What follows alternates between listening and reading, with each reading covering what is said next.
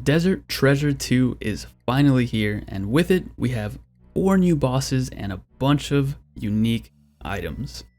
As you can see, we're not wasting any time here, we're just jumping straight into the loot from 100 Duke Sucellus? Sucky Boy? I don't even know how to pronounce that. Now you might be wondering why I chose this as the first boss to kill 100 times, and the answer is really simple. He is the easiest boss to farm.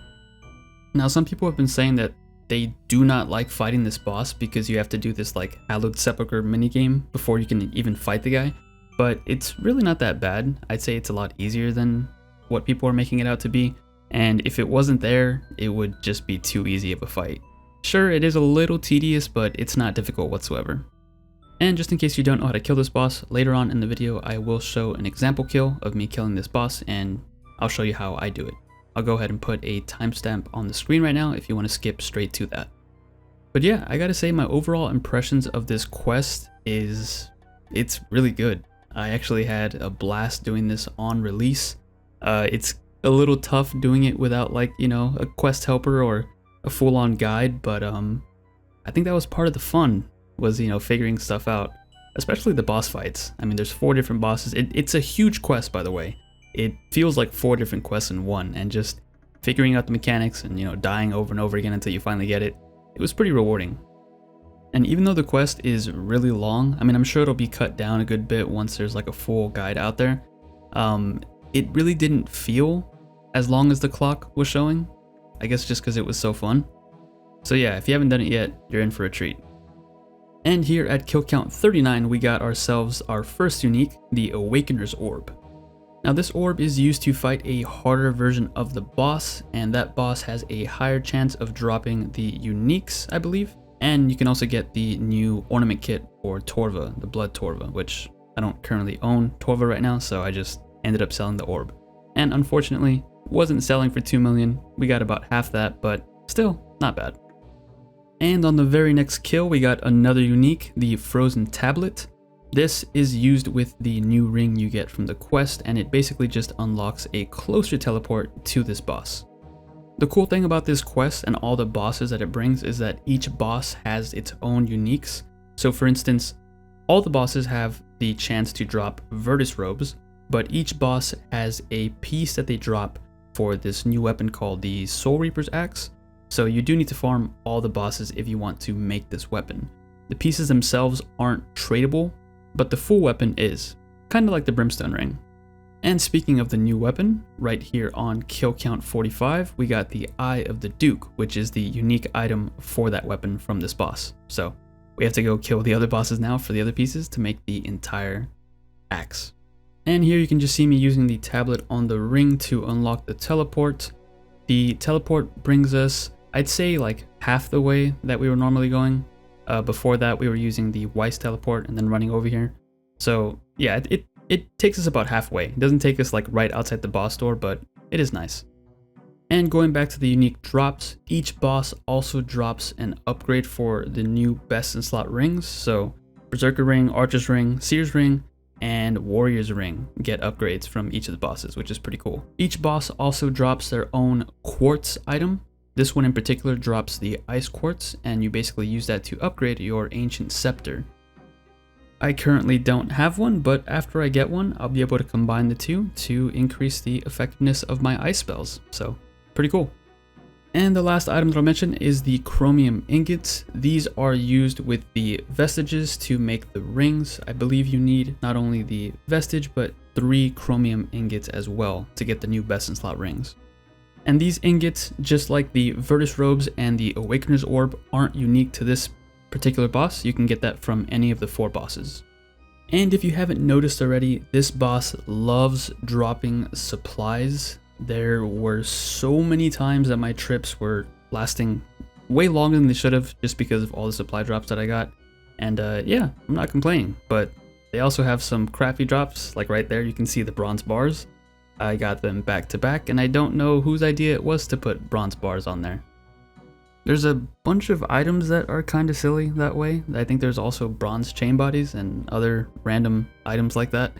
As for regular drops that aren't uniques here, it's kind of a 50-50. Sometimes you get a really good drop, like 500,000 GP worth of Runet ore, and sometimes you get runes that are worth, you know, like 1,000 or 2,000 GP. So yeah, it's pretty random.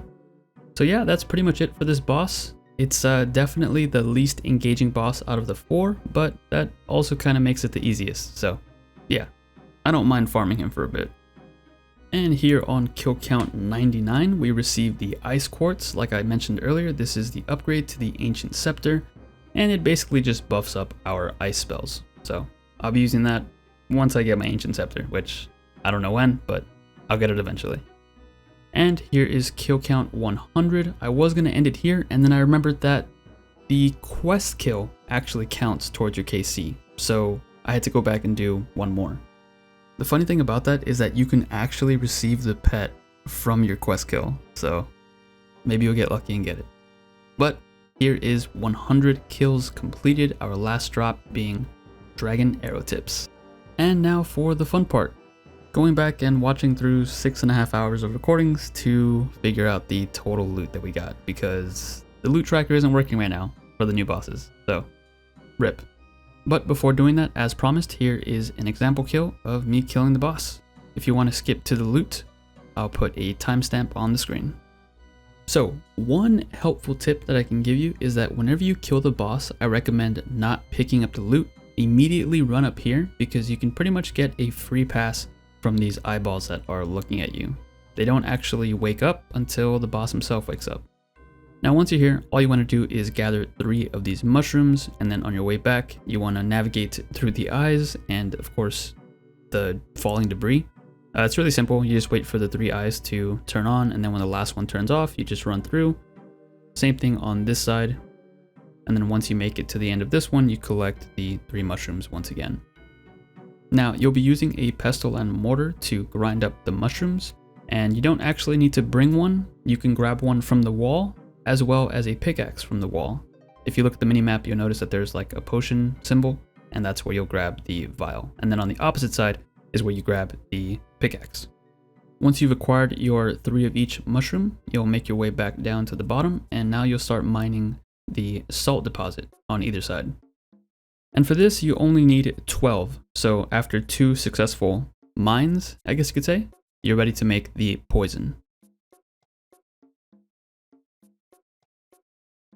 There we go. Now we'll make our way over here. Click on the vat, click on the second vat, and now you're good to go. Collect your poison.